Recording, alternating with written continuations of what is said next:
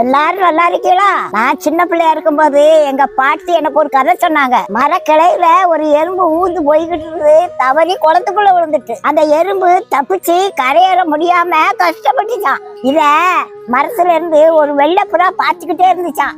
இந்த எறும்பை காப்பாத்த நினைச்ச புறா ஒரு இலைய பறிச்சு அந்த எறும்பு கிட்ட போட்டுச்சான். அந்த எறும்பு அந்த இலை மேல ஏறி தப்பிச்சு கரையேறி போயிட்டான். இது எங்க பாட்டி சொன்ன கதைங்க.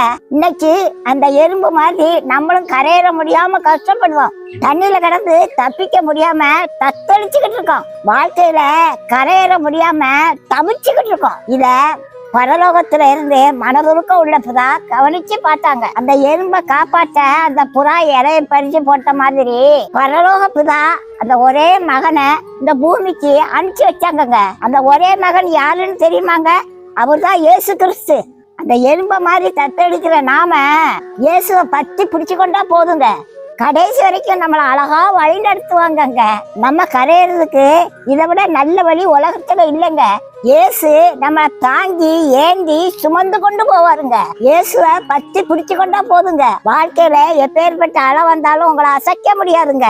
உங்களை கரை சேர்க்கறது வரைக்கும் கைவிட மாட்டாருங்க. எங்க பாட்டி சொன்னது கதை, இந்த பாட்டி சொல்றது சத்தியம். சத்தியத்தை அறிவீர்கள், சத்தியம் உங்களை விடுதலையாக்கும்.